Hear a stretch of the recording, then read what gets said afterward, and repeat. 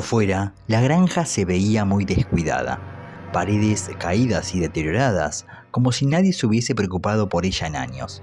Pero eso no era nada. Una vez que los oficiales ingresaron, un olor nauseabundo penetró en sus fosas nasales. La pesadilla más terrible salida del infierno se hizo realidad. Hubo desmayos y tambaleos de parte de los agentes. No podían creer lo que aquel hombre hizo con esos cadáveres.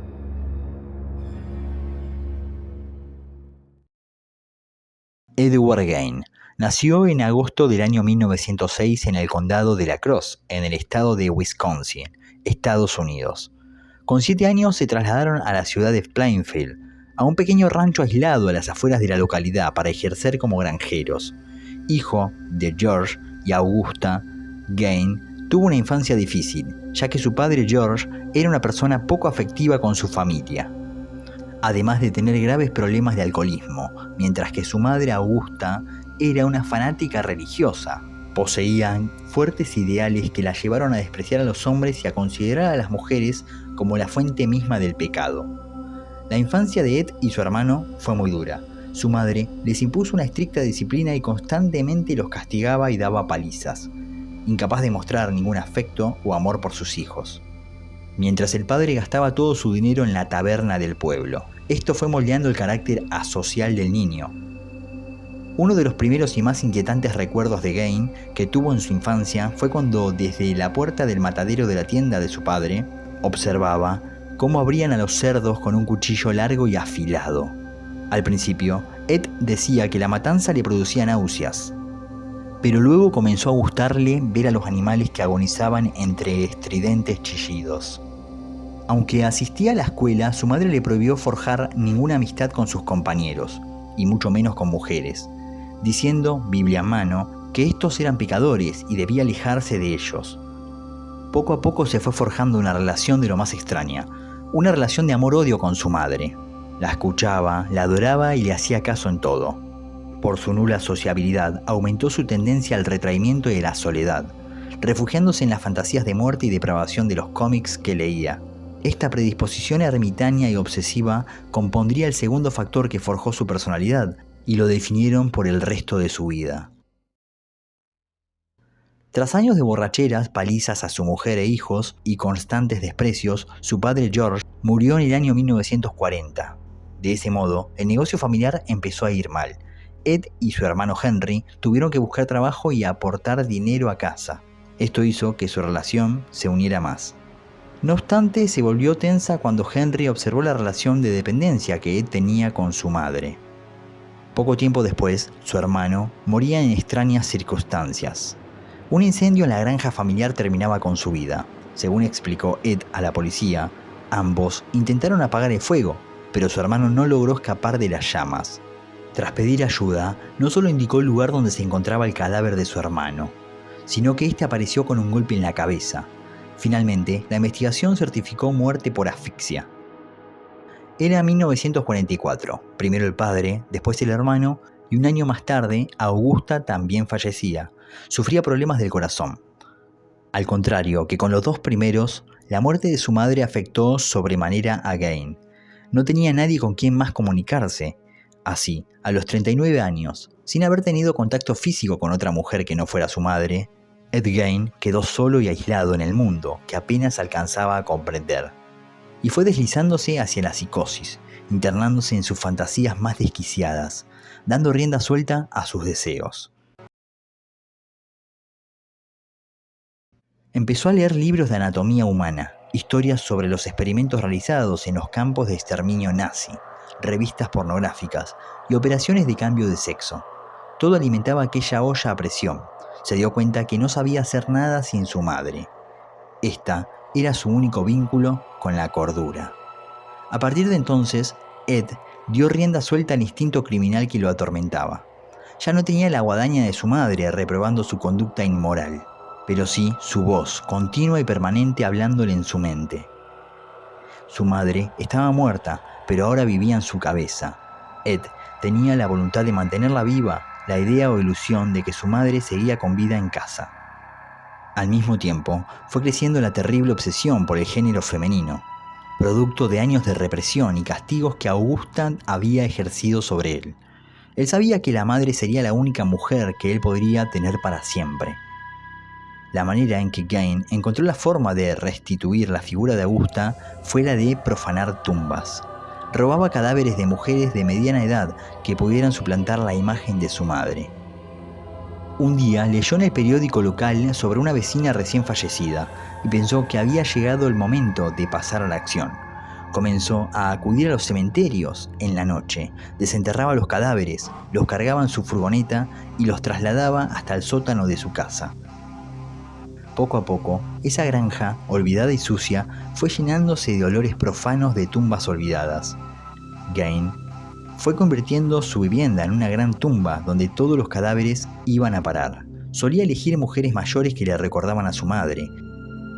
De los cuerpos desenterrados le atraían los órganos que no poseía. Los cortaba y se los ponía, vistiéndose enteramente con la piel femenina. También consideró la posibilidad de someterse a una cirugía de cambio de sexo, pero la desechó por resultar muy cara.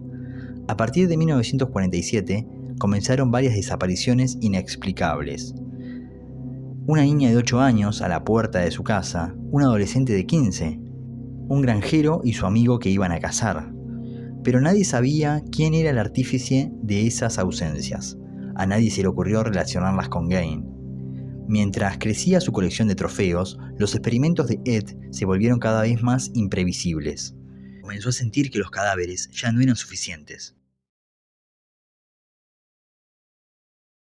Su primera víctima fue una divorciada de 51 años, Mary, a la que mató en 1954 disparándole con su revólver, dueña de la taberna del pueblo.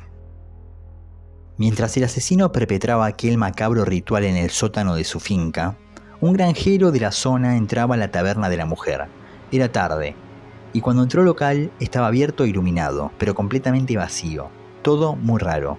Comenzó a llamar a Mary y nadie contestaba. Fue entonces cuando vio una gran mancha de sangre en la puerta que daba a la habitación trasera.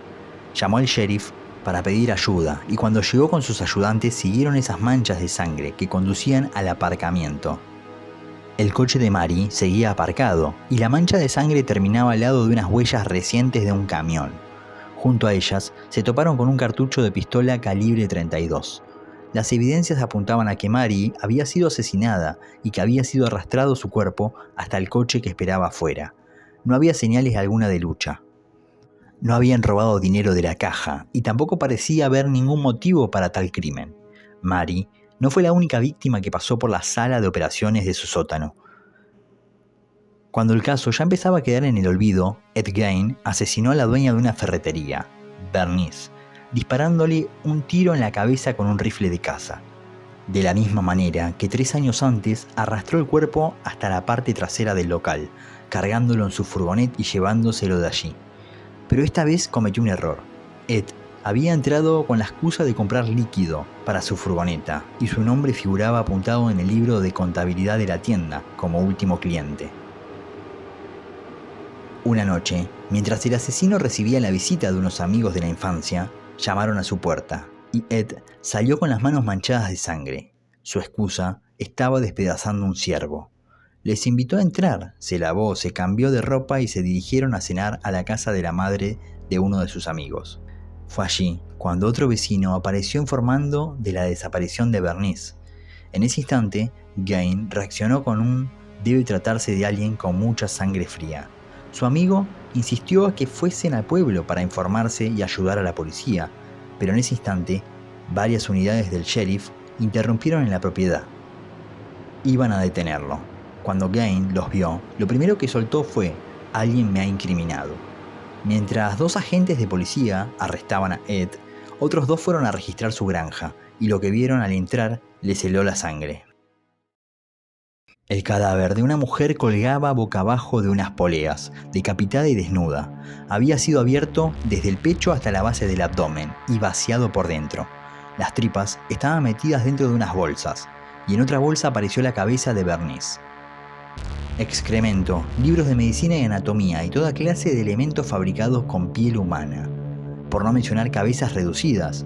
Un apunte importante: el cadáver de su madre Augusta yacía aún en la cama de su habitación. jamás fue enterrada.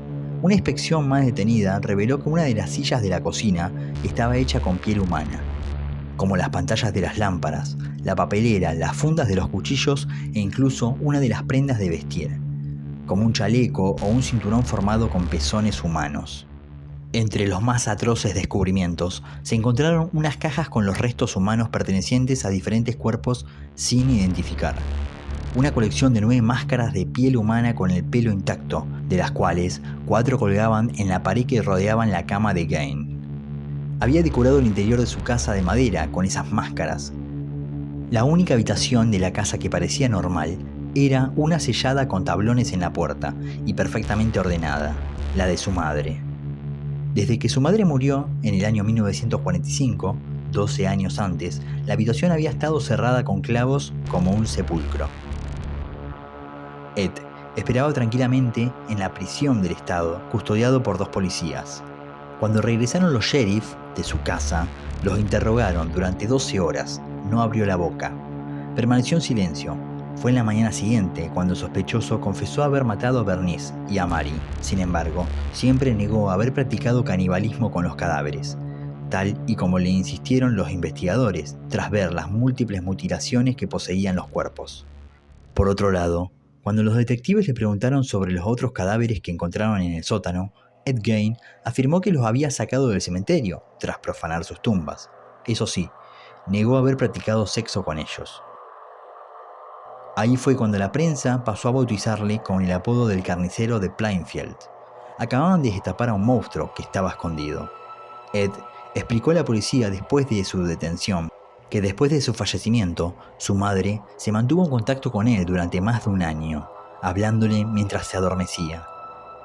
Dijo que había sido en esa época cuando desarrolló su fascinación por la anatomía. Le fascinaban los reportajes sobre la operación de cambio de sexo y planteó en varias oportunidades convertirse él mismo en mujer. El caso de Ed Gein es, desde un punto de vista médico, uno de los más complejos de la criminología. Fetichismo, transvestismo y puede que necrofilia integraban su personalidad.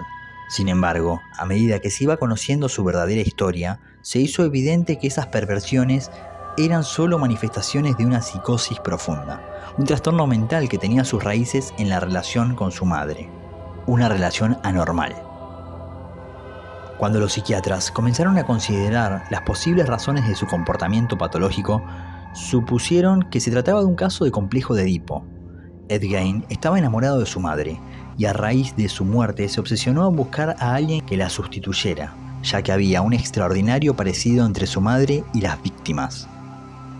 De niño, buscaba el amor de su madre de manera obsesiva, que le era negado una y otra vez. Fue así como en su mente se desarrolló una nueva personalidad, un Ed que odiaba a la mujer. Existe un elemento añadido de gran relevancia en la historia, y es que el propósito de Ed Gein al matar a aquellas mujeres y desenterrar los cuerpos del cementerio no era únicamente el de revivir a su madre, sino que quería convertirse en ella.